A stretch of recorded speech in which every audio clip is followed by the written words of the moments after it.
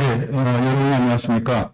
오늘 공감 세미나, 연말에 꼭 우리가 이 집중 토론하는 이 회의를 이렇게 개최하게 된 것을 상당히 뜻깊게 생각합니다. 첫 세션을 우리 유성훈 원장님께 부탁드리고자 합니다. 네, 부탁드리겠습니다. 반갑습니다. 1회의 사회를 맡은 김광관 원장 유성훈입니다. 오늘 정말 코로나 상황에다가 연말에 무척 바쁘신데도 불구하고 이렇게 참석해 주신 여러분들께 진심으로 감사를 드립니다. 네, 감사합니다. 이렇게 상황이 굉장히 어려운 그런 속에서도 이런 회의를 조직해오고 또 이렇게 또 많은 분들이 오셔서 감사드립니다. 특히 우리 윤 원장님 어려운 상황 속에서도 이 회의를 조직해 주셔서 감사드립니다. 오늘 저는 그냥 한 5가지 정도 문제 제기를 하는 차원에서 발표를 하고자 합니다. 첫 번째 문제 제기는 앞으로 김정은이 어떻게 될 거냐라는 겁니다. 지금 언론을 보고 전문가들이 많은 얘기들을 하고 있습니다만 일부에서는 대역설도 있고 이 사람 건강에 상당히 문제가 있다는 설도 있고 또는 이 사람이 실세가 아니고 얼굴마담이라는 설도 있고 한데 이런 음모론적인 그런 시각에 대해서는 저는 동의를 하지 않습니다.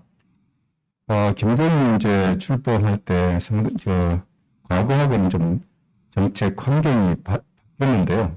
김정은 시대 때는 체제위기 속에서 계속 살았는데 이 사람은 이제 그런 체제위기가 어느 정도 수습된 상황에서 출범을 했고 또 경제가 북한에서 이제 시장이 어느 정도 작동함으로써 좀 최소한 유지되고 돌아가는 그런 상황이었습니다. 그리고 핵은 완성 단계에 이르렀고 또 한 가지 중요한 것은 중국이 커서 이제는 북한의 뒷배가 될 수 있는 정도가 됐다. 이런 상황 속에서 출범을 했는데요. 그런데 정세도 있을 뿐만 아니고 좀 밑에 있습니다. 1페이지 밑에 있습니다만 북한 체제의 특성이나 수령 유인 용도 체제 등 북한의 구조적인 그런 특성 또 김정은의 리더십을 흔들 수 있는 내부 요소가 약하다는 점 이런 점 때문에 이제 김정은이 쉽게 흔들리거나 그럴 상황은 아니다라고 보는 것이 타당하지 않을까. 또 한 가지 중요한 점은 미중 대결이라는 그런 국제 정세도 김정은 체제 유지에 어떻게 보면 유리하다고 할 수도 있겠다. 그렇게 봅니다. 그리고 경제난이 지속되면 사회 전체적으로 불만과 불안정이 증가될 소지는 있다고 봅니다만 그것이 김정은 정권을 흔들 수 있을 정도가 될 것인지 그건 이제 앞으로 좀 두고 봐야 되겠지만 어쨌든 지금 북한의 김정은은 권력은 이제 탄탄한 것 같지만 불안정 요소는 계속될 거다. 그 불안정 요소 중에 이제 여러 가지가 있지만은 대외적 긴장이 계속되고 또 핵이라는 게 사실은 북한의 불안정을 유발할 수 있는 그런 요소이기도 하고 또 과도한 권력 집중도 일종의 북한 안정을 뒤흔들 수 있는 그런 요소라고 봅니다. 지금 그리고 이제 북한 내부적으로 상당히 복합적인 그런 분위기가 계속되고 있는데 그것도 북한 사회가 불안정하다는 것을 반증하는 게 아닌가 이렇게 생각을 합니다. 김정은은 이제 김정은을 볼 때 그럼 이 사람은 어떤 나라를 꿈꾸고 있는가 이걸 봐야 될 것 같은데 김정일과는 좀 다른 생각을 하고 있는 것 같습니다. 여러 가지 면에서 다른 생각을 하고 있는 것 같은데 김정은이 김정일보다는 저희 할아버지 김일성을 좀 답하자는 게 아닌가. 그래서 김정은은 20몇 년 동안 운동 통치를 했는데 이 사람은 이제 앞으로 전면에 나서가지고 통치를 하고 있고 김정은이 이제 내세운 국정의 캐치프레이즈가 사회주의 문명 국가입니다. 그리고 인민대중제일주의라고 하는 것이었고 또 핵보유 전략 국가를 지향한다고 하는 그런 캐치프레이즈를 내걸었는데 지금 핵은 완성했으나 사회주의 문명 국가라든지 이런 것은 성취할 수 없는 그런 상황이 되어버린 것 같습니다. 그래서 이제 지금 아까 말씀드렸다시피 이 사람이 제 할아버지를 닮고자 하는 것 같은데 그런 이미지 메이킹을 통해서 김일성의 후광을 통치하려고 하는 그런 모습들을 보이고 있는데 김정은의 그러한 김일성 모방 행동이 대남 전략에서는 상당히 공격적인 형태로 나타날 수도 있다 이렇게 보고 있습니다. 참고로 김정일 시대 때는 체제이기 때문에 상당히 수세적이었다고 저는 보고 있습니다. 그래서 주한미군도 인정을 하고 남북관계를 개선해서 원조도 받으려고 그러고 그런 입장이었는데 김정은은 좀 그런 상황이 아니지 않는가라는 생각이 들고요. 다른 문제 제기는 두 번째로는 북핵 해결이 가능할 거냐 그 전망인데 어쨌든 다들 인정하시지만 상당히 어두운 상황이라고 봅니다. 아까도 말씀드렸지만 핵 때문에 핵은 완성했지만 사회주의 문명 국가라고 하는 것이 불가능한 그런 상황이 됐습니다.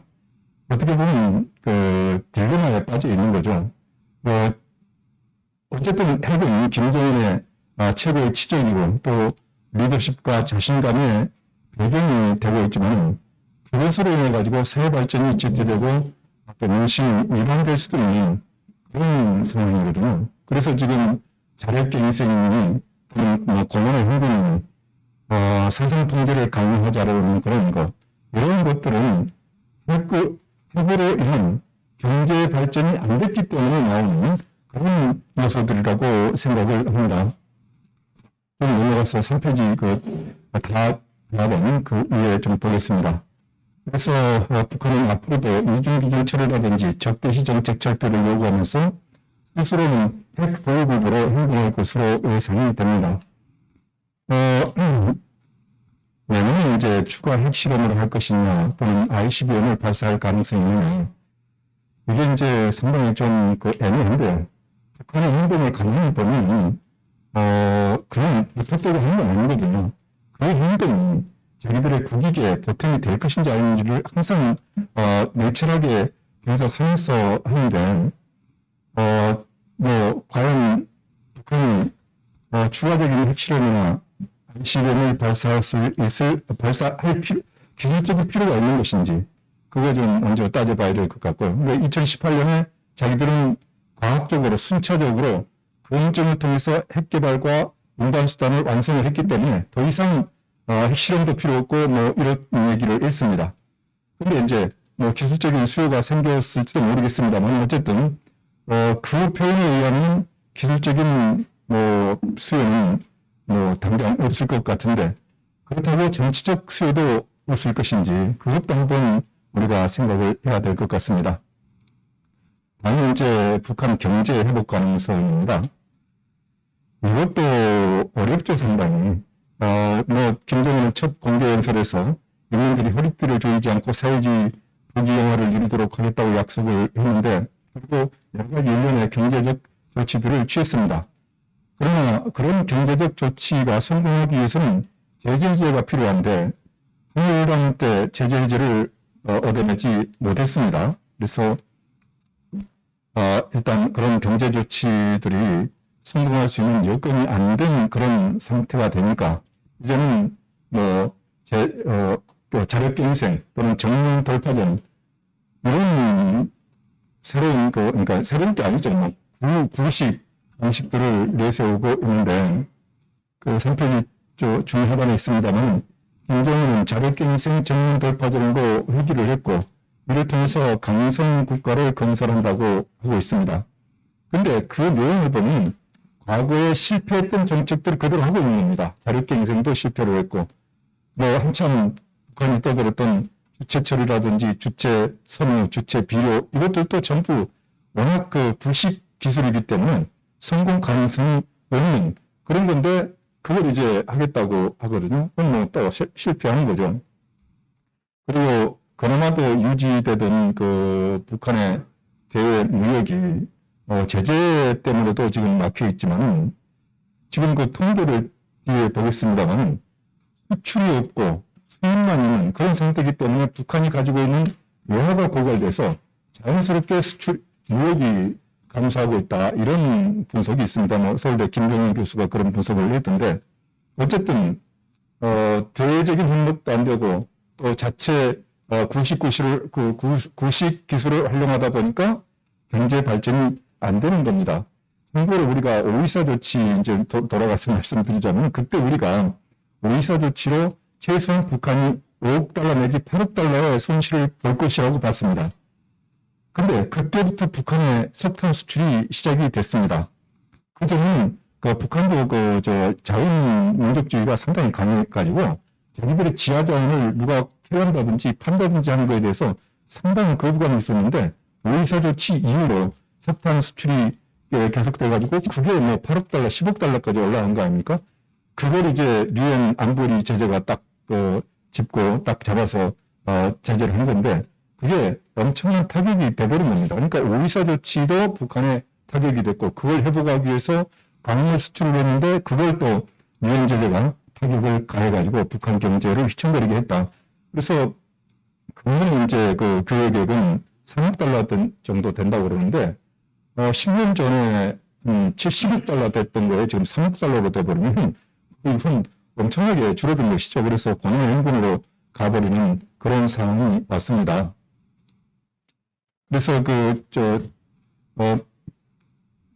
이런 경제적 경제난이 세계 존립 자체를 위협할 거냐 안 할 거냐 이제 그게 문제인데 일단은 지금 문제가 없는 것 같아요. 그래서 밑으로부터 압박은 어느 정도 있는지 모르겠으나 앞으로 이게 어떤 방향으로 작용을 할지 그걸 좀 봐야 될 것 같습니다. 그 그래프들을 보시면은 유엔 제재가 있으면서부터 이게 이제 마이너스 성장으로 돌아섰고요. GDP도 당연히 이제 줄어들고 그랬습니다. 대외교역은 계속 줄어들고 있습니다. 그리고 금년은 아까도 말씀드렸다시피 한 3억 달러 된다고 그럽니다. 그래도 지금 김정은에 대한 지지가 상당하다는 그런 분석도 있기 때문에 과연 지금 북한이 내부적으로 어떻게 움직이고 있는지 그걸 좀 사실은 다들 작년 코끼리 만지듯 하고 있는데 정확하게 알 수 있는 방법이 현실적으로 어려운 것 같아요. 그래서 지금 추세론을 보면은 그렇다는 말씀을 드리고 다음에 이제 우리가 주의 깊게 봐야 될 게 그런 경제난이 북한의 사회적 안정에 어떤 영향을 미치느냐 하는 건데 상당히 좀 영향을 미치고 있다고 저는 보고 있습니다. 북한 내부적으로 하는 걸 보면은. 그래서 이제 5페이지 첫 번째 동그라미 있습니다만 경제난과 민생고는 통치의 정당성을 훼손하는 어떻게 보면 유일한 요소입니다. 그런데 그게 밑으로부터 얼만큼 압력이 있어가지고 김정은을 움직일 것인지 그건 이제 좀 미지수이지만 어쨌든 작용을 하고 있다고 하는 것은 김정은의 반응에서부터 나오는 거거든요. 그러니까 당창건 기념일 때 눈물을 흘리면서 자기가 미안하다고 이렇게 감성에 호소한다든지 또 요새 이제 비사회주의, 반사회주의 투쟁을 강력하게 진행을 하자 이런 얘기들도 있고 간부들에 대해서 사상교양을 강화해야 된다. 그리고 청소년들이 지금 문제가 상당히 심각하다 이렇게 얘기를 하고 있단 말이에요.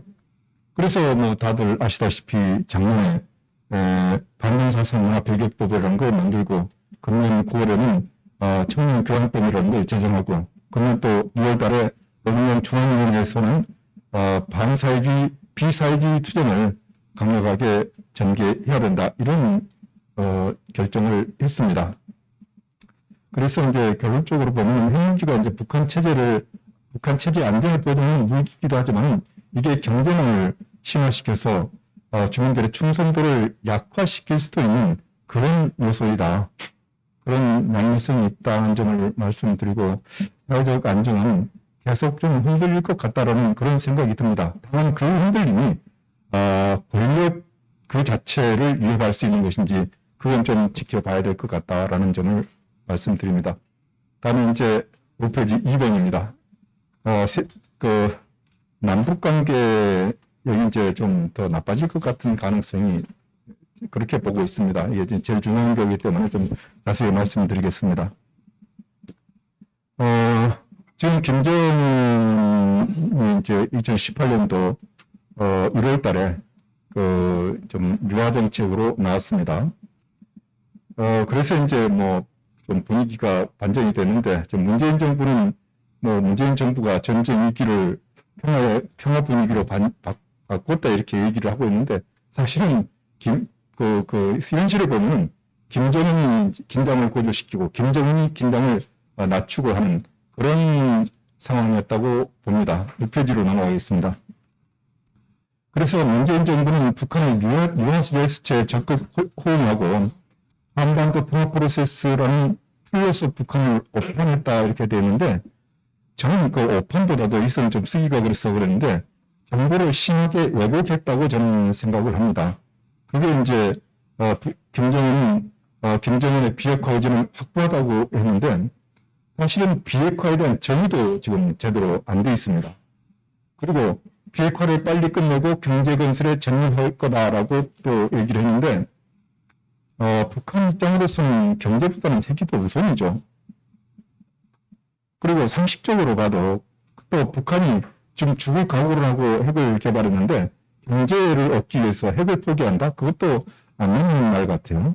그래서 이런 그 정세 오판 또는 왜곡 이런 것이 저는 상당히 큰 문제였다라고 생각을 하고 있고, 그 한반도 평화 프로세스를 보면 뭐 성과를 내가지고 상당히 속도를 높였죠. 뭐 3번 남북 정상회담도 하고 3번 미국 정상회담도 주선을 하고 이랬었는데, 그러니까 문재인 정권의 그 평화 프로세스라는 게 구조를 보면 이렇지 않습니까? 평화와 경제의 선순환 구조.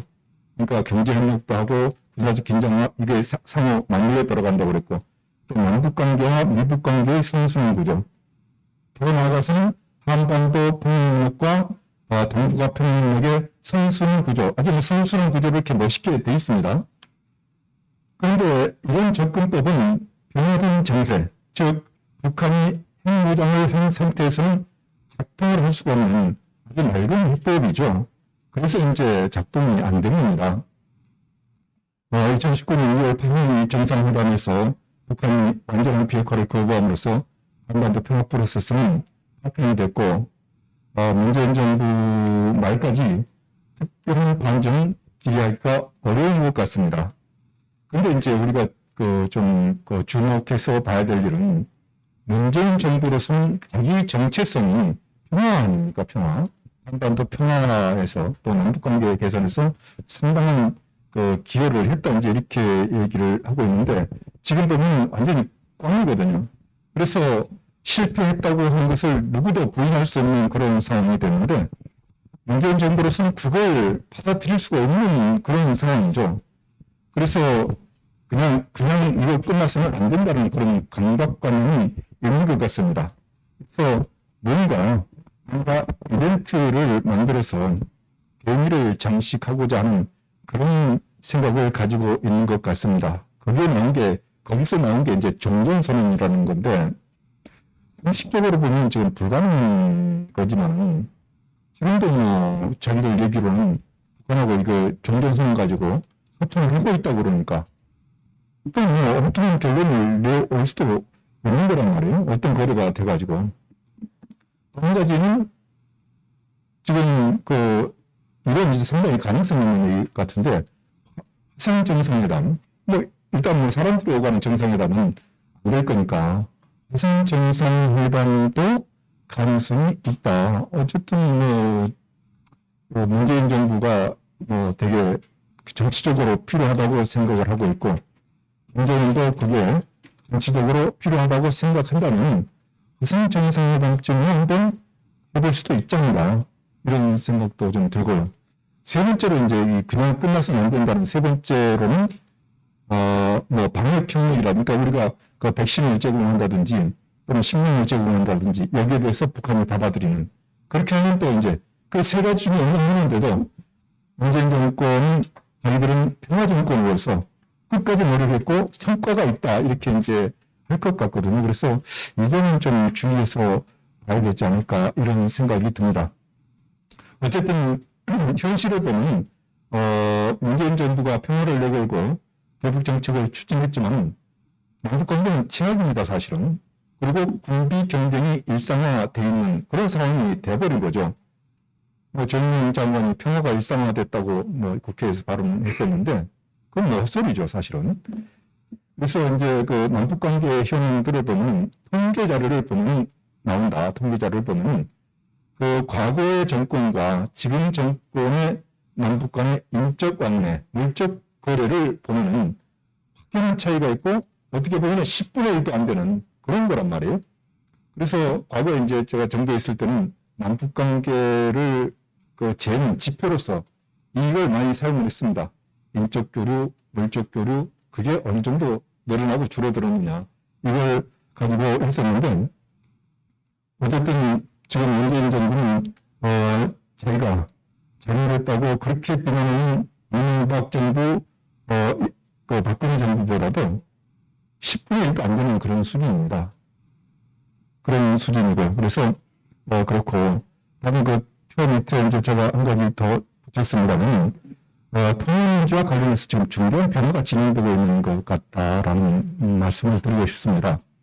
문재인 정부와 그 지지 세력은 통일 우선을 주장하면서 반통일적인 경향성을 보이고 있고 영국 분단론을 확산하고 있다. 좀 내가 좀 심하게 썼습니다만 어쨌든 이 사람들이 하는 얘기가 평화롭게 따로 살자라는 하고 있고 또 문재인 대통령은 자기가 남쪽 대통령이다 이렇게 얘기를 합니다.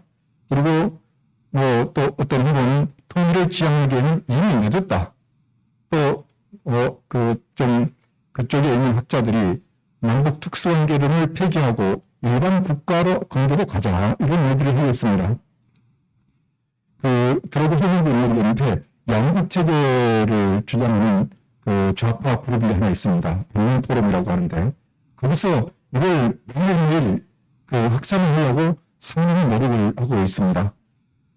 그렇다는 것이고, 다만 이제 그런데 북한은 이제 보는 사람들에 따라서 좀 상황입니다. 북한은 지금 남조선을 포기를 했다 이렇게 얘기하는 사람이 있으면서 북한도 이미 통일을 포기하고 남북 두 국가 체제를 지금 추구하고 있다고 얘기하는 사람도 있고 그런데 제가 봐서는 북한의 노동당 균형을 보면 남조선은 좀 약화됐을지 모르지만 자기들이 무력으로서 중앙군도 철수시키고 미국의 개입도 저지하고 또 자기들의 무력으로 남을 평정해서 통일을 앞당기겠다고 하는 그런 규정이 있단 말이에요. 그리고 공산화 통일을 하겠다고 하는 그런 목표를 분명하게 하고 있는데 이걸 과연 북한이 소위 그 남조선 통일, 무력 통일을 포기했는가 하는 데 대해서는 의문을 좀 가지고 있습니다. 향후 이제 남북 관계는 군부 경쟁과 불신이 불가피할 것으로 생각을 합니다.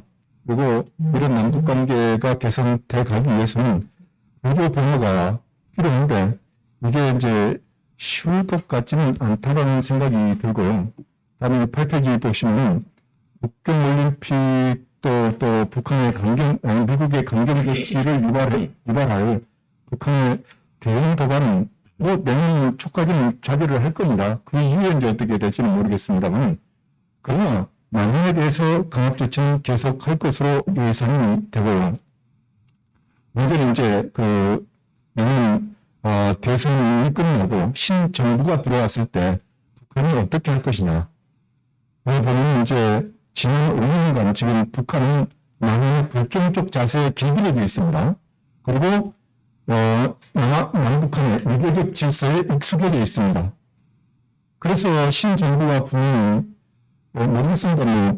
문재인 정부보다 더 불종적인 정부가 될지 아니면 이걸 바꾸려고 할 정부가 될지 그건 알 수는 없으나 일단 바꾸려고 되고 그런 신정부의 정책 변화 추구에 대해서 그걸 추구하게 되면 상당한 긴장과 진통이 따를 것으로 저는 보고 있습니다. 북한이 신정부에 대해서 기선 제압을 하려고 조치들을 할 겁니다. 이건 어느 정부가 들었든 마찬가지일 것 같고요. 다음에 위계적 남북 관계를 구조하기 위해서 강력한 비난, 선전선동을 할 가능성이 있고 여기에 신인 정부가 흔들리지 않으면 이제는 좀 군사적 위협까지도 하는 그렇게 해서 남쪽에서 유화론이 부활될 수 있도록 할 겁니다. 그러니까 문재인 정부 때는 뭐 그렇게 군사적 충돌은 없었지 않느냐 이런 얘기들. 근데 지금도 그 북한의 그 소위 이중기준이라든지 이런 데 대해서 소위 가스라이팅 상태가 돼가지고 북한 주장을 뭐 우리가 수용하고 또는 그 지지하는 그런 사람들이 꽤 있습니다. 정부일 수도 있지 않습니까? 그래서 이게 북한은 그런 그 사람들이 많이 늘어나도록 하려고 할 거다. 그래서 우리가 MB 정부라든지 박근혜 정부 때 그 남북 간의 그 관계를 우리가 좀 잘 미리 연구를 해서 그때 우리가 어떻게 해서 북한을 굴복시키고 또 북한이 이제 먼저 대화를 요구하고 그랬던가를 볼 필요가 있다고 생각을 합니다. 참고로 MB 때 뭐 우리 전수성도 계시고 또 박근혜 정부 때는 우리 조태용 의원님도 계시지만은 그때 북한이 강압적인 조치들을 했을 때 우리가 맞서면은 북한이 일단 좀 약해지는 그런 상황이 오더라고요. 그런 점을 참고를 해야 될 것 같다고 하는 말씀을 드리고, 다음에 이제 하나 더 주제가 미북 관계가 뭐 상당히 어려울 것 같다는 그런 주제가 있습니다만은 이건 다음에 이제 토론 주제인 것 같아서 여기서는 생략을 하도록 하겠습니다. 예, 이상으로 발표를 마치겠습니다. 감사합니다. 안녕하십니까. 저는 2014년에 대한민국으로 망명한 김국성이라고 합니다. 오늘 이 귀한 자리에 초청해 주신 유 원장님께 특별한 감사 인사를 올립니다. 제가 오늘 발표할 것은 북한 대내외 정세 평가 및 전망이라는 제목으로 발표하겠습니다.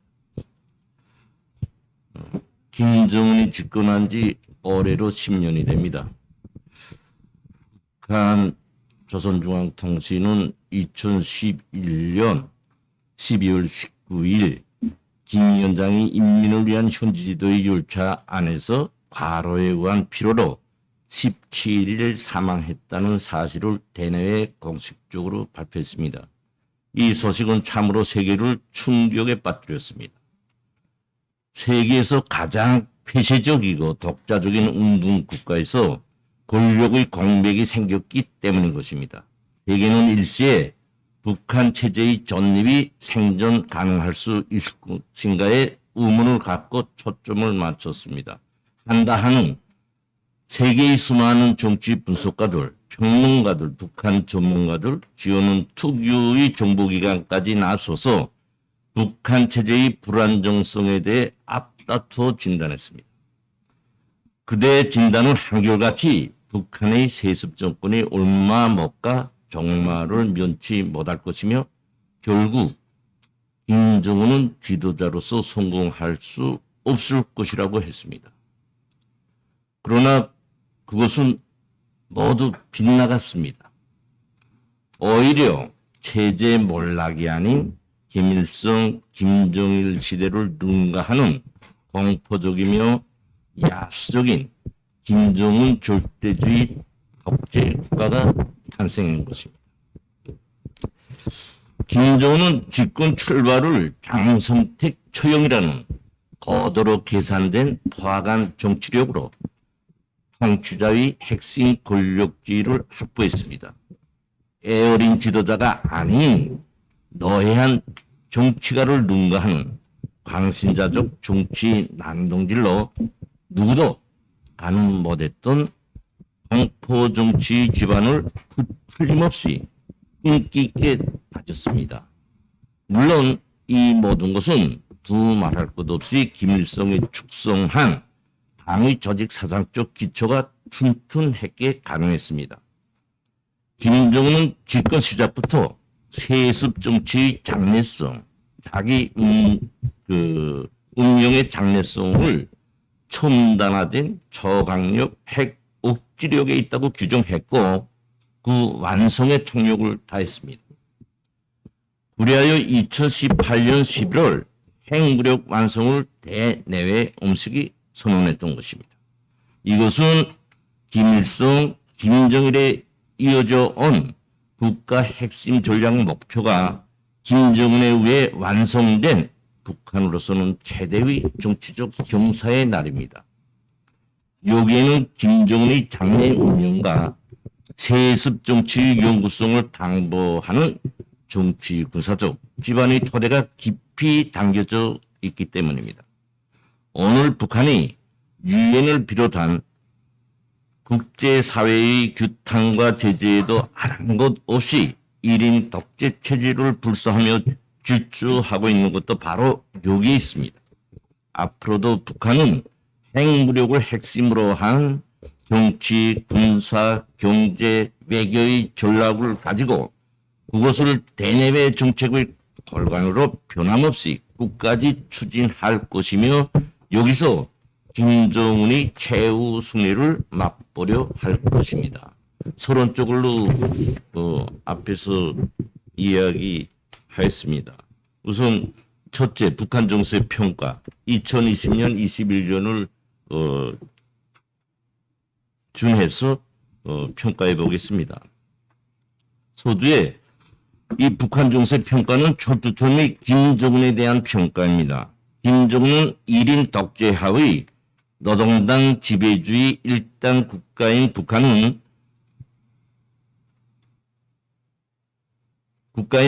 모든 정책과 전략이 철저히 김정은이 우중을 떠나서는 밖에서 형성되고 이루어질 수 없습니다.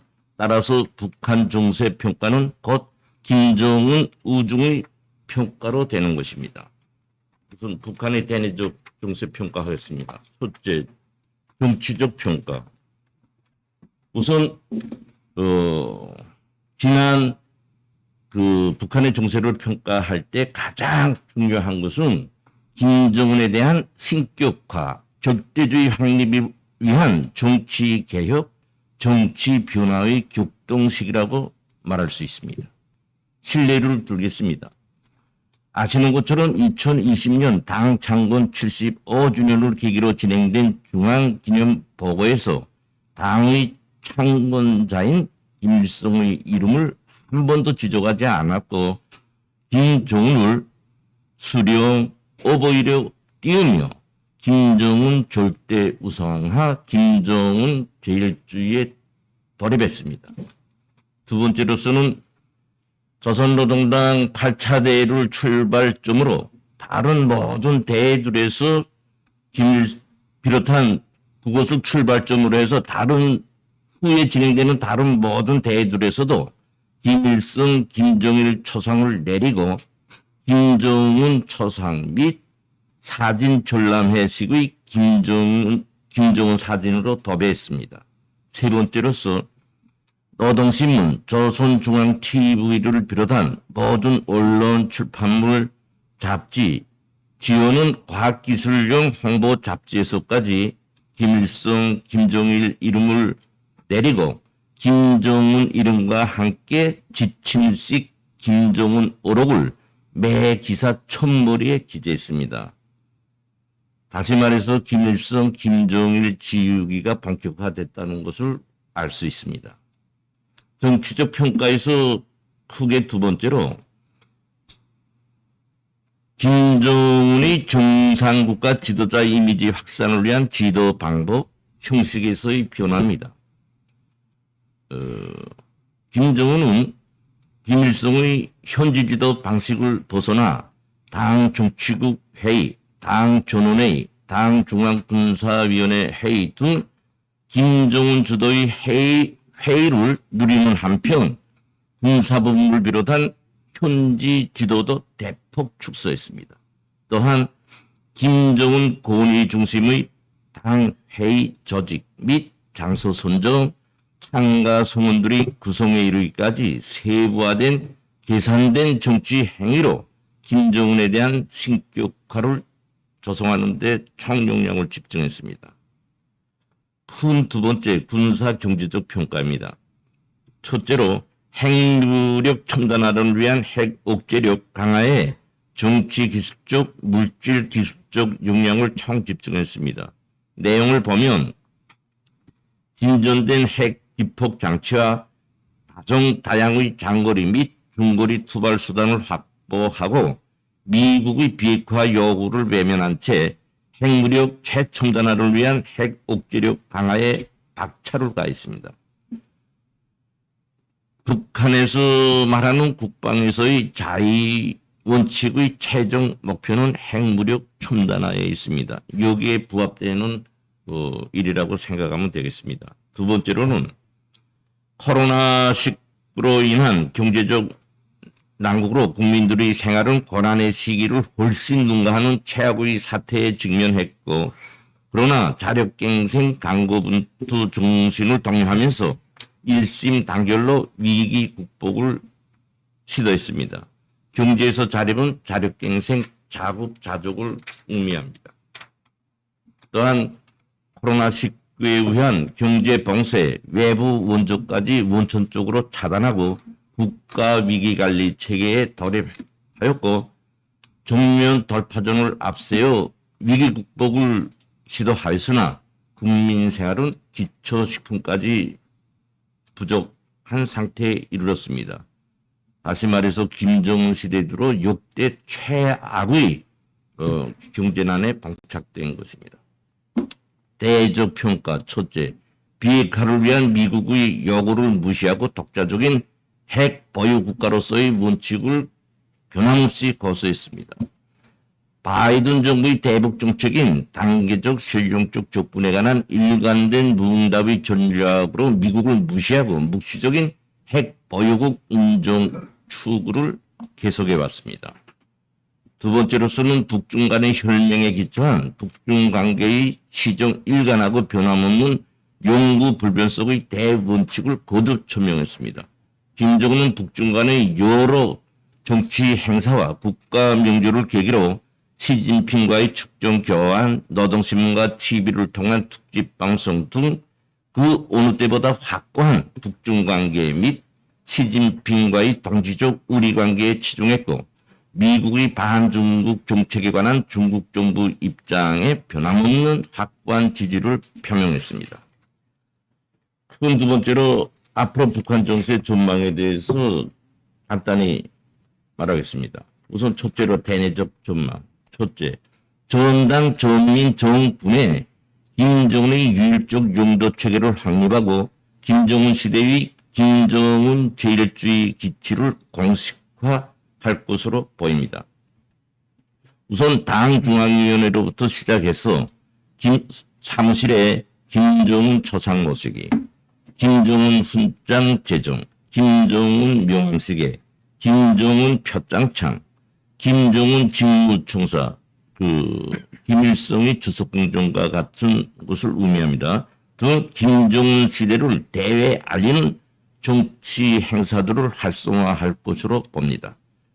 두 번째로 김일성 생일 100돌과 김정일 생일 80돌을 김정은 시대를 알리는 김정은 찬양의 대정치 축제로 기념할 것으로 보입니다. 대내정방 크게 두 번째로 핵 무장력의 첨단화에 의한 초강력 핵 억제력을 위해 질주할 것입니다. 미국과 유엔, 국제사회의 요구와는 무관하게 힘의 균형론에 기초한 핵무력 우위 전략으로 되돌아봄이 없이 꾸준히 핵 억제력 첨단화를 위한 방침을 견지할 것입니다.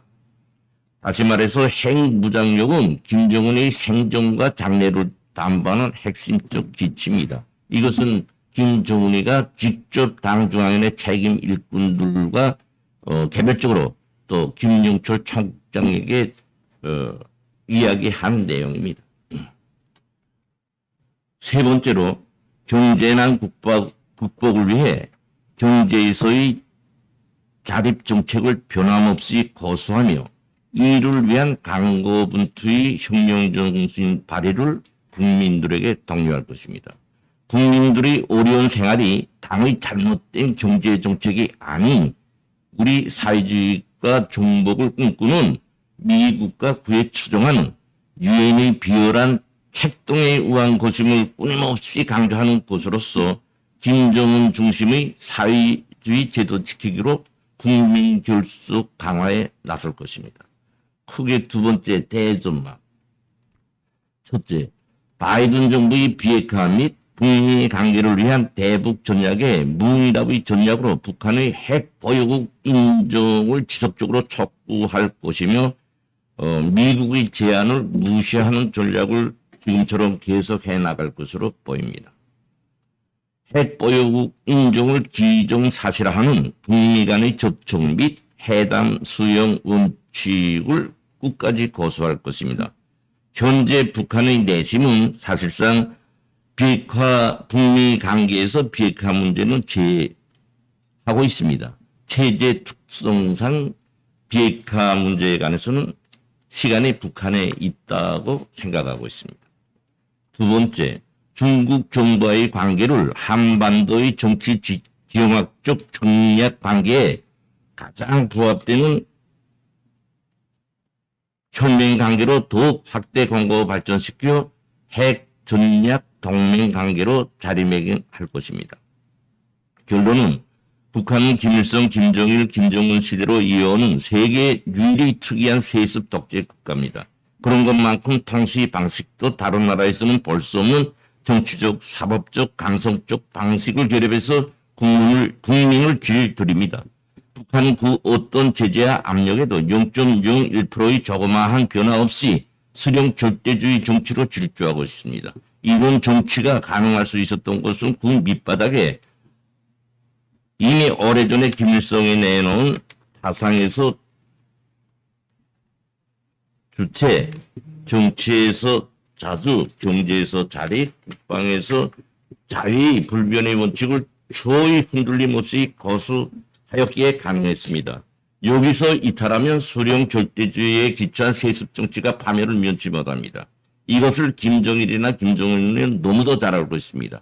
따라서 김정은은 표현의 방법과 방식은 달리해도 본질에서 절대적으로 이 원칙에서 이탈될 수 없습니다. 우리는 여기에 답하는 전략을 찾아야 합니다. 이 답을 못 찾는 한 북한의 비핵화란 빛 좋은 개살과 같은 정치화된 말에 그칠 뿐 그 어떤 진전도 이룩될 수 없고 북한 국민들도 영원히 노예의 운명에서 벗어날 수 없습니다. 우리가 해야 할 과제는 말이 아닌 실천 행동으로 답할 대안을 제시해야 한다고 생각합니다. 이상입니다. 경청님 감사합니다. 예, 감사합니다. 김uk성 위원님께서 말씀하시는 것 중에서 좀 보완했으면 좋겠다는 게 북한의 대남 정책, 대남 전략. 특히 이제 우리 정부가 추구하고 있는 종전선언, 정상회담에 대한 북한의 입장을 어떻게 평가하고 계십니까? 또 내년 새 정부가 출범했을 때 북한이 어떤 대남 전략과 정책을 할 것인지에 대해서 좀 보완 말씀해 주시겠습니다. 예. 지금 문재인 정부는 종전선언을 국제 무대로 돌아가면서 떠들고 또 국내 국민들에게 큰 평화를 가져오는 것처럼 이제 북한식으로 말하면 선전선동하고 있죠. 그러나 저는 한마디로 말하면 이것은 북한의 황금 덩어리를 안겨주는 것과 같다. 이렇게 봅니다. 이것은 또한 북한의 쌍계병 전략에도 부합되는 아주 효과적인 조건을 만들어주는 행위로 보고 있습니다. 만약 우리가 종전선언을 한다면 아시는 것처럼 우리가 북한하고 역대적으로 협약이나 협정이나 안 해서 오늘의 상황이 오는 것 아닙니다. 분명한 것은 북한은 저들이 말하는 것처럼 이런 것을 종이장, 헌신짝 던지듯 합니다. 그렇기 때문에 이 협정을 한다면 북한이 우리 대한민국을 위해서 압박하는 여러 가지 행위를 우리가 대처할 수 없다. 그는 지나온 과거를 보면 우리는 명백히 알 것입니다. 우리는 그 잘못된 것을 계속 반복적으로 하면서 새로운 걸 요구하는 그런 멍청한 짓 하면 안 됩니다. 특히 지금은 북한의 핵무력에 기초한 더 심하게 말하면 조선혁명 완성을 말하고 있어요. 그런 접근에서 노력 때와 달리 이런 정전선언은 우리에게 방치할 수 없는, 대비할 수 없는 그런 정치, 경제적 상황이 도래할 것이다.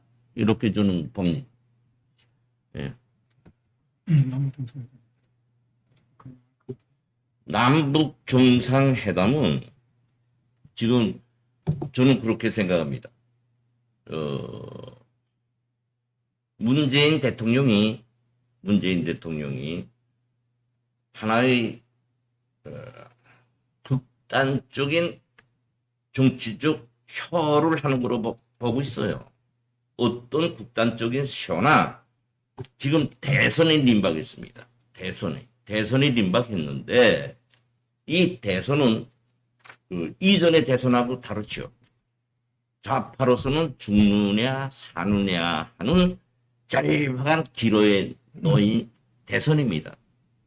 따라서 문재인이가 지금 벌리는 남북정상회담은 결코 우리 국민들에게 이득이 되는 쇼가 될 수 없다. 문재인은 3번의 정상회담을 통해서 북한한테 정치적으로 완전히 코에 끼었어요. 이제 어떤 시기에 가면은 북한이 문재인이 한 말을 공개도 할 수 있습니다. 오늘 시간이 좀 제한돼 가지고 그 정도 말하고요. 그래서 정상 회담은 시급하게는 대선 플레이용이고 김정은이가 거기에 응하갔나 안 하갔나는 벌써 대선은 개입되고 있고 김정은이가 할 이제 그 요구하는 뭐 정상회담 뭐 화상 저 베이징 올림픽 이와 같은 거는 김정은이가 우리 이 대선판을 놓고 그 초미의 정치력을 가지고 결론 낼 겁니다. 다시 말해서 보수 정부가 잡을 것이냐. 만약 보수 정부가 정상회담 이러저러한 것을 했을 때 보수가 정권을 잡으면은 문재인이가 뒤집어쓸 유사한 그 누명을 자기가 뒤집어 쓰는 거지요. 다시 말해서 김정은의 정치 분석력이 저거 다르구나 하는 미국으로부터 우리 대한민국으로부터 북한의 고위층으로부터 평가를 받아요. 그러니까 김정은이는 이게 너무나 싫은 거예요. 지금은 김정은이는 나쁜 말로 말하면 북한식으로 말하면 우리 저 문재인 대통령을 모조리로 보고 있다. 모조리로. 그래서 2019년 최고인민회의 14기 1차 회의에서 어지럼 넓은 행위한다고 내내외 공식적으로 말했단 말이에요. 이 말이 아주 무서운 말입니다. 그 이후부터는 김정은이는 예마디 말이 없어요. 김여정이를 내놓고 우리 남한을 쥐락펴락 대통령을 쥐락펴락 하고 있죠. 이거는 뭔가 너하고 내가 대상할 구수가 못 된다. 내 동생 김여정이가 다술라. 이런 무서운 내용이 포함되어 있다고. 그렇기 때문에 우리 문재인 대통령이 지금 추구하는 꿈꾸고 있는 정상회담은 자기 마음뿐일 뿐 그렇게 쉽게 이루어지겠나? 이거는 김정은의 결단에 의해서 이루어질 일이지 문재인의 결단에 의해서 이루어질 일이 아니다. 저는 그렇게 생각합니다. 토론인데요. 한 10분 정도 각각 하시겠습니다. 우리 우선 황수환 박사님. 네. 네, 안녕하세요. 저는 통일연구원의 황수환입니다. 우선 많이 부족한데 이런 자리에 불러주셔서 대단히 감사드립니다. 저는 앞서 뭐 김천식 차관님과 김국성 선생님 모두 이제 현장 경험이 엄청나게 많으시고, 그런데 저는 뭐 아직 북한을 딱 한 번만 금강산 관광으로만 갔다 왔지 글로만 배웠기 때문에 많이 부족할 수 있습니다. 오늘 뭐 토론 내용도 굉장히 좀 부족할 수 있지만 그거 좀 감안해 주시고 좀 들어주셨으면 좋겠습니다. 저는 지금 작년부터 뭐 올해와 이제 뭐 내년 뭐 이렇게 평가와 전망을 해본다면, 올해 남북 관계는 소위 뭐 코로나 사태와 비슷하지 않나, 거리두기가 계속 지속되고 있는 것이 아닌가. 뭐 우리 좀 쉽게 한다면 뭐 탐색전, 소위 거리두기가 계속되고 있는 그런 상황, 뭐 코로나와 같은 상황. 거리두기를 완화를 하면 할수록 또 이제 코로나가 또 더 창궐하게 되고, 또 우리도 뭐 남북 관계가 좀 진전되는 듯 하다가도 좀 다시 멀어지고 있고, 그런 상황이 지금 지속되는 것이 아닌가, 그렇게 좀 생각을 합니다. 그래서 이제 2019년도 하노이 북미 정상회담이 결렬될 이후부터 별다른 돌파구를 마련하지 못한 상태이고요. 그러니까 올해 이제 하반기 이제 9월 달에 이제 문재인 대통령이 이제 종전선언을 다시 한 번 더 거론을 하면서 종전선언을 통해서 돌파구를 마련하겠다고 했으나, 그 종전선언 역시도 그것이 이제 무엇인지 명확하지도 않고, 아직 뭐 대내적으로 미국에서나 뭐 중국에서나 뭐 찬성보다는 오히려 반대 입장이 더 강한 것이 아닌가. 뭐 겉으로는 찬성의 입장이 있겠지만 그거에 대해서 크게 메리트가 없기 때문에 뭐 모두가 지금 교착 상태에 빠졌다라고 생각을 합니다. 뭐 코로나19뿐만 아니라 뭐 북한에서는 뭐 삼중고, 뭐 자연재해도 있고 뭐 대북 제재도 있고, 이런 삼중고로 인해서 북한 내부에서는 스스로 뭐 자력갱생, 뭐 내부 결속을 다지는 행사들이 올해 많이 발생했습니다. 이렇게 올해 이렇게 다양한 행사들, 뭐 여맹도 있었고, 뭐 청년동맹, 사회주의 청년동맹도 있었고, 근로자 동맹도 있었고, 뭐 세포 비서대회도 있었고, 3월부터 뭐 9월, 10월 달까지 계속 이런 행사들이 있었던 것은 굉장히 좀 특이한 해가 아닌가. 북한의 입장에서도 지금 세대 결속이 굉장히 중요한 해가 아닌가라는 입장에서 지금 저는 한번 보고 싶고요. 그리고 또 북한의 입장에서는 8차 당대회, 올해 1월 달에 있었던 8차 당대회에 뭐 자기들의 입장에서는 뭐 성공적인 뭐 신형 무기들을 뭐 개발했다라고 하면서, 올 뭐 3월 달에는 그냥 단거리 뭐 미사일 같은 걸 좀 쏘다가 이제 9월 이후부터 우리가 또 어떻게 보면 맞아떨어지는 것이 이제 종전선언을 제안한 이후부터 북한은 소위 말하는 신형 무슨 뭐 반항공 뭐 미사일, SLBM, 뭐 신형 뭐 화성 뭐 극초음 미사일, 뭐 화성 15인가요? 뭐 이런 것들을 발사를 하면서 새로운 무기들, 전략 무기들을 선보이면서 자신들의 뭐 체제를 강화하는 그런 수단으로 지금 나오고 있는 상황이고, 이런 것들이 결국은 뭐 자력갱생이고 내부 결속 추진하는 것 위에도 외부에 우리는 이제 강하다라는 것을 좀 보여주는 그런 모습들이 아닌가라고 생각을 합니다. 이러한 모습들은 근데 이제 중요하지만 이것이 이제 고강도의 갈등을 일으키는 것이 아니라 어느 정도의 협상의 여지를 둘 수 있는 저강도, 뭐 중강도 정도의 그런 협상의 여지를 둘 수 있는 뭐 도발 아닌 도발을 하고 있는 그런 모습이 어느 정도의 이제 타협점은 맞이할 수 있는 것은 아닌가라고 또 전망을 할 수 있지만, 굉장히 좀 위험한 것은 앞서 이제 김국성 선생님도 얘기하셨지만 김여정이 문재인 대통령을 상대하고 있다라는 거, 그거에서의 뭐 가장 결정적인 상황은 문재인 대통령이 9월 달이었죠. 우리 SLBM 성공 참관을 하셨을 때 바로 다음날 김여정이 비난 발언했던 것들, 이런 것들을 본다면 좀 한국에 대해서, 남한에 대해서 조금 이제 소위 말하는 좀 속된 말로 하면 좀 깔보는 것이 아닌가라고 저는 그렇게 생각하는 것이 좀 일맥상통한다고 생각을 합니다. 그리고 내년에서는 어떻게 보면 꺾어지는 해가 아닌가라고 생각을 합니다. 김일성 탄생 110주년이죠. 12년이니까. 그리고 이제 김정일도 이제 42년생이니까 80 정도 되겠죠. 2월 달과 4월 달, 그러니까 2012년도에도 분명히 김정은이 이제 행사를 했고, 뭐 대중 연설을 했던 것으로 기억합니다.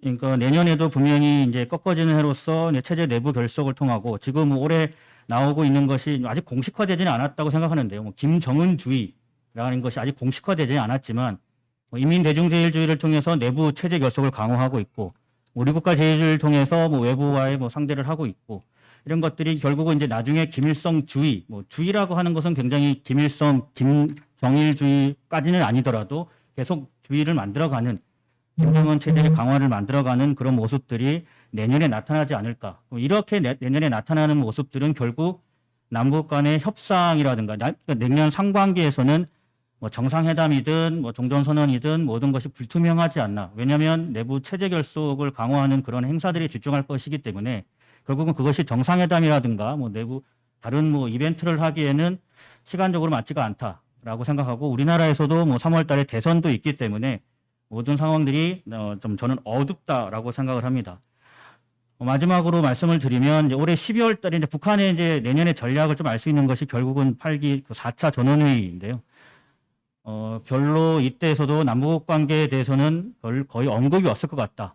뭐 대결도 대화도 하지 않겠다라고 한 게 이제 3차 전원회의에서 얘기했던 것 같은데 4차 이번에 이제 12월 달에도 신년사를 대체할 4차 전원회의에서도 결국은 뭐 남북 관계보다는 이제 자력갱생이라든가 체제 결속에 대한 메시지 각각의 부분의 성과를 얼마큼 달성했고 뭐 초과 달성했으면 초과 달성했고 뭘 했다라는 자화자찬과 함께 그런 메시지들이 많을 것 같고 결국은 내부 결속에 집중하지 않을까라고 해서 내년도 결국은 남북 관계 역시도 좀 어둡다라고 저는 전망을 하고 싶습니다. 이상입니다.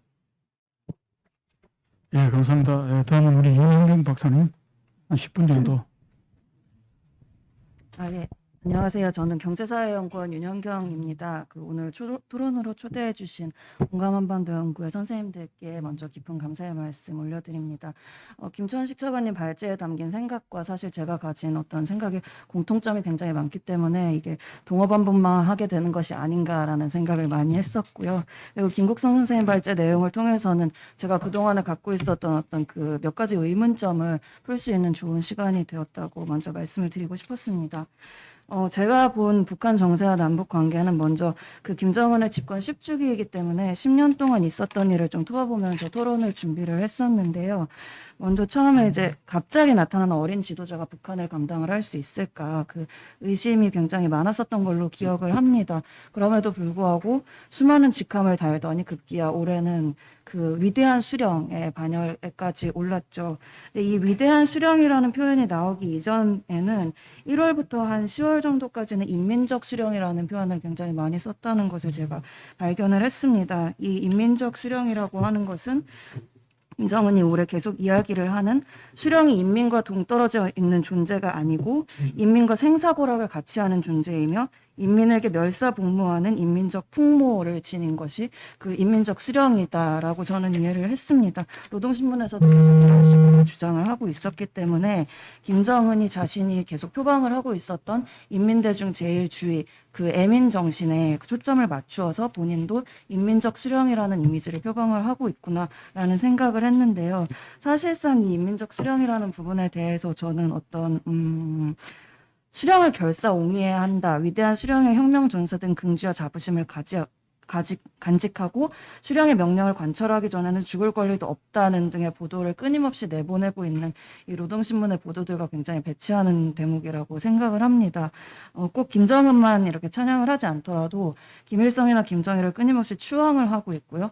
그리고 그 칭송을 이제는 김정은에게 보내야 된다고 주장을 하고 있는 이러한 현실에 대해서 사실 남한 정부가 아까 김천식 차관님께서도 말씀을 하셨지만 정보를 굉장히 왜곡을 해서 보도를 하거나 우리 그 한국 정부에서 이야기들을 하고 있다고 생각을 합니다. 너무 감성에 흔들리는 정책을 많이 세우고 있다는 생각이 들고 이러한 점에 대해서 좀 감성에 흔들리지 않고 올바로 판단을 해야 한다라는 생각을 했었습니다.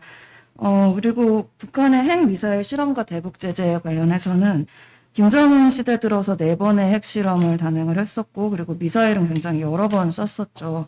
그 2018년에 이제 대탕트 무드가 조성이 되면서 풍계리 핵실험장을 폐기하는 모습을 연출을 한 적은 있습니다만, 2019년부터 하노이 노딜 이후에 새로운 그 종류의 미사일을 다량 실험을 하고 있고, 또 이러한 도발 기조가 2021년 8차 당대회에서 국방과학발전 및 무기체제 개발 5개년 계획에 따라서 더욱 심해지고 있다고 저는 보고 있습니다. 더욱이 10월에 국방발전 전람회에서 자위 2021과 같은 새로운 행사를 개최를 했는데 이것은 이중 기준을 철폐를 하라고 끊임없이 북한이 우리에게 주장을 하고 있는 것에 대비를 해서 오히려 한국 정부가 북한의 이중 기준을 철폐를 하라고 말을 할 수 있는 부분이 아닌가라고 생각을 하고 있고요. 대북 제재 같은 경우에는 사실 저는 실효성이 있는가에 대해서 좀 의문을 품은 적도 있습니다. 왜냐하면 북한에서 핵실험을 하거나 미사일을 발사를 했을 때 대북 제재를 계속 그러니까 유엔 안보리에서 대북 제재 결의안을 채택을 하고 또 미국에서도 뭐 세컨더리 보이콧이라든지 여러 가지 그런 조치를 취함에도 불구하고 북한은 계속 미사일을 개발을 하고 실험을 하고 있거든요. 근데 사실 이게 실효성이 아예 없는 것 같지는 않은 것이 지금 고난의 행군을 다시 겪고 있다라고 북한에서도 인정을 하고 있을 정도로 어려운 생활을 주민들이 하고 있다고 하는 걸 보면은 완전히 효력이 없는 것 같지는 않습니다만 이 대북 제재라는 것은 사실 북한 주민들만 고통스럽게 하는 것이 아닌가라는 생각도 들고는 합니다. 그러니까 체제 유지 노력을 왜냐하면 북한 당국은 계속 할 것이라는 믿음이 저한테는 있기 때문입니다. 그리고 예상치 못한 정상회담 같은 경우에는 이 남북 정상회담은 북한에게 사실상 한국 정부의 카드만 보여주고 약점만 잡힌 회담이 아닌가라고 생각을 합니다. 제가 오늘 너무 좀 세게 이야기를 하는 게 아닌가 싶은데 사실 토론문에는 그런 이야기들을 쓰지 않았습니다. 왜냐면 이게 글로 그런 것들이 남는 게 사실 저한테도 너무 부담이 되기 때문에 토론문에는 좀 너무 딱딱한 글만 썼는데 오늘 제 생각을 웬만하면 더 말씀을 드리고 가려고 마음을 먹고 나왔습니다. 약점만 잡힌 회담입니다. 왜냐하면 말을 안 하면 중간이라도 간다고 하지 않습니까? 근데 3번씩이나 굳이 만나서 우리가 얻은 게 무엇인가 싶습니다. 북한은 자기들의 국익대로 계속 움직이고 있는데 우리는 우리의 국익을 전혀 챙기지 못한 실효성이 없었던 정상회담이라고 생각을 합니다. 그리고 미국 정상회담 같은 경우에는 의미가 있는 일이었습니다. 분명히 접촉을 했다는 점에서는 의미가 있는 일이었다고 평가는 하지만 이 당시에 당장 무슨 일이 일어날 것처럼 주장하고 또 당장 평화시대를 평화시대를 열어야 한다고 주장했던 사람들에 대해서는 그래서 지금 무엇이 어떤 상황이 더 나아졌는지를 묻고 싶습니다. 북한이 지금 반사회주의, 비사회주의와의 투쟁 을 계속 외치고 있죠. 올해 들어서 더 이야기를 많이 하고 있는 것 같은데 거기다가 공산주의 담론까지 다시 소환을 했습니다. 아직도 우리식 사회주의를 논하고 있고 뭐 비사회주의적 현상을 뿌리 뽑아야 한다고 주장을 하고 있고 그리고 또 일반적인 정치 사상 교육은 물론 백두산 답사 그리고 대중 체육 활동 군중 문화예술 활동을 장려를 하고 있는데 오히려 이게 어려울수록 더 사상을 결속해야 한다는 그 이야기들을 많이 하고 있는 게 확실히 북한이 지금 경제적인 상황이라든지 여러 가지 그러니까 코너에 물린 그런 사정에 있는 것 같기는 합니다. 근데 그럴수록 더 이게 고난을 겪게 되는 것은 주민들이고 더욱이 지금 북한도 청년을 굉장히 신경을 많이 쓰고 있기 때문에 지금 뭐 새세기 혁명가라든지 그리고 그 청년층이 진정한 공산주의자가 되어야 한다라고 주장을 하면서 노동신문에서 계속 선동을 하고 있는데 애국 청년, 뭐 당의 척후대, 익측부대, 결사대 이런 표현들을 하면서 청년들에게 끊임없이 사상 교양 사업을 진행을 시키고 있고 위대성 교양이나 5대 교양을 심화를 시키면서 오히려 김정은 시대 들어서는 아까 차관님이나 김국선 선생님 말씀하셨던 것처럼 과거로 회귀를 하고 더욱더 이게 김정은이라는 북한판 젊은 꼰대가 뭔가 이렇게 자신의 그 수령 신격화를 위해서 노력을 하고 있는가라는 생각이 들었습니다. 그런 의문이 들었습니다. 그래서 북한 당국의 정치성은 제가 평가를 했을 때 김정은 집권 10년간 변한 것이 하나도 없습니다. 오히려 과거로 회귀를 하는 경향을 나타내고 있고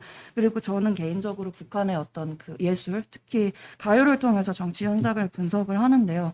이게 그 가요의 가사가 그러니까 북한은 가사를 통해서 당의 노선과 정책을 표방을 하지 않습니까? 근데 가사를 보면 오히려 정말 그 김정은 시대 때 수령을 칭송하는 수령송가가 이전에 비해서 200% 이상 늘어났습니다. 그리고 그 백두산이라든지 항일혁명에 대한 그런 노래들이 점점 더 많이 나오고 있고 김정일 시대 때 어떻게 그 보천보나 왕재산 경합당 같이 좀 이렇게 가벼운 노래들을 많이 생산을 하려고 했었다고 하면 지금 김정은 시대에는 처음에 2012년에 모란봉 악단 출범을 시킴으로써 좀 파격적인 모습을 연출하는 듯 보였으나 굉장히 일시적인 현상이었고 지금은 다시 국무위원회 연주단이라는 장중하고 엄숙한 그런 전반적인 분위기를 조성을 하고 있는 그런 악단을 중용을 하고 있습니다. 여기서부터는 제가 선생님들께서 이 의견에 동의를 하지 않으실 수도 있겠다는 생각을 하면서도 사실 어떻게 생각하시는지 제가 좀 여쭙고 싶어서 이 부분을 좀 준비를 했는데요. 남북관계 해소가 저는 북한의 의지에 달려있다고 봅니다. 왜냐하면 지금까지 북한은 계속 한국 정부를 상대로 목리를 부리고 있거든요. 그러니까 북한이 자신들이 원하는 바를 얻지를 못하면 항상 한국을 상대로 목리를 부려왔었잖아요. 근데 저는 그 대표적인 사례가 남북 연락 통신선의 단절이라고 봅니다. 단절했다가 복원했다가 이렇게 계속 반복을 하고 있고 그러면서 항상 한국 정부한테 우리한테 책임 있는 행동을 요구를 하는데 사실상 본인들은 책임감이 없게 행동을 하고 있음에도 불구하고 전형적인 가스라이팅을 하고 있는 거잖아요. 근데 문재인 정부가 이런 상호 합의한 바를 자신들의 협상 카드로 생각을 하는 그 북한 당국의 태도에도 일관성 있게 유화 정책을 펼치고 있습니다. 근데 저는 이러한 정책 방향이 북한의 목리를 추동하는 원인이라고 생각을 합니다. 그리고 오히려 북한 당국이 한국 정부를 길들이는 수단으로 고착이 될 수도 있어서 굉장히 위험한 방향이라고 생각을 합니다. 그리고 이거는 마지막인데, 그 한반도 통일에 저는 1972년에 유령이라고 표현을 했습니다.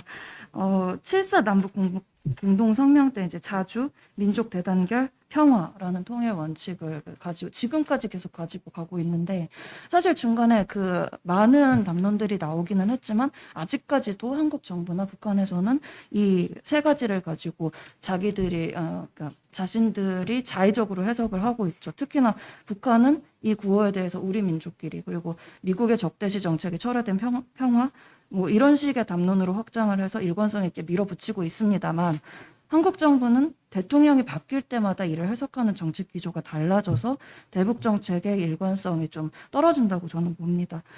이렇게 남북이 가진 동상이몽이 오래될수록 통일은 점점 더 멀어지고 있지 않나 싶고 그리고 더욱이 내년은 남북 분단이 77년이 되는 해인데 지금 이미 통일을 논하던 골든타임이 오히려 모두 다 지나갔다라고 저는 생각을 하기 때문에 그러니까 굉장히 위험한 상황이라고 봅니다. 왜냐하면 저는 통일이 돼야 된다고 생각을 하는 사람이기 때문에 지금 공존을 이야기를 하는 사람들이 점점 더 늘어가고 있고 사실상 이게 그 분단을 직접 경험한 세대가 이제는 거의 남아있지 않기 때문에 이분들이 이제 모두 세상을 떠났을 때까지 지금 같은 상태가 지속된다면 통일보다는 공존하자는 의견이 더 많아질 수도 있다고 봅니다. 그래서 이제 통일 문제는 좀 새롭게 써야 할 시기가 도래하지 않았나 싶고 또 그렇기 때문에 이제 완전히 1972년에서 벗어나서 제로 베이스로 시작을 할 수는 없다 하더라도 미래 세대가 좀 새로 쓰는 통일 담론은 2.0의 시대로 나가야 하지 않을까라는 생각을 해보았습니다. 네, 제 토론은 여기서 마치겠습니다. 네, 감사합니다.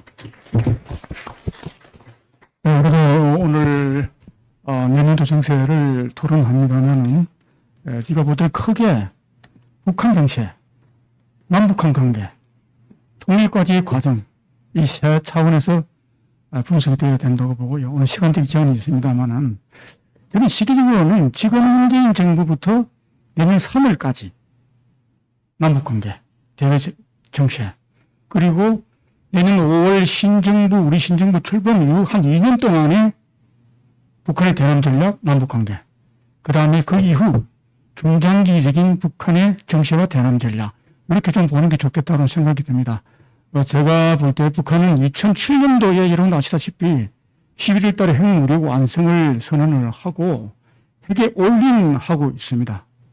그래서 일단은 핵을 개발한 다음에 그 다음에는 경제 총력을 한다는 게 김정은의 전략이었죠. 근데 뜻하지 않게 코로나 그리고 자연재해가 겹치면서 이른바 삼중고 때문에 대북 제재는 물론이고요. 북한이 사실상 김정은 체제 이후에 최고의 위기 상황입니다. 마이너스 4.5%인데 실질 체감 성장은 10% 마이너스 10% 이상일 거라고 생각을 합니다. 김정은 스스로도 너무 힘들다는 이야기를 공개적으로 합니다. 그리고 왜 북한이 최근에 와서 우리 인민 대중주의 이런 말을 자주 하느냐 하는 것은 북한이 아무리 1인 독재 국가지만 인민들의 눈치를 보지 않을 수 없죠. 10년 전에 북한이 시장 경제를 통제했다가 분명히 반발되니까 박남기 재정부장을 공개 처형했습니다. 지금도 그런 주민들의 불만이 확산되면서 주민들한테 흔히 말하는 아부하고 잘 보이기 위해서 이런 인민대중제일주의라고 하는 고를 내걸고 대신에 간부들을 철저하게 통제하고 억압하고 처단합니다. 그래서 김정은 체제 이후에 약 700명의 북한 간부들이 처형이 됐습니다. 간부들은 통제하고 강압하고 억압하고 하면서 주민들한테는 선동적인 선무적인 그런 구호를 내세우고 있습니다. 그렇게 봤을 때 저는 북한 체제는 단기적으로는 굉장히 안정이 되겠지만 결국 경제 문제가 북한 체제를 전망하지 않겠느냐. 소련이 망한 것도 결국 경제 때문에 망해졌는데, 그래서 북한이 삼중고가 오랫동안 지속이 되고 대북 제재, 핵 포기하지 않으면 대북 제재 강화될 텐데, 대북 제재 강화되면 결국 북한 체제의 내구성도 굉장히 약화될 것이다. 김정은이 핵을 포기하기는 쉽지 않겠지만 결국 그 핵 때문에 스스로 체제의 수명을 단축하는 그런 과정으로 갈 것이다라고 저는 나름 평가를 합니다.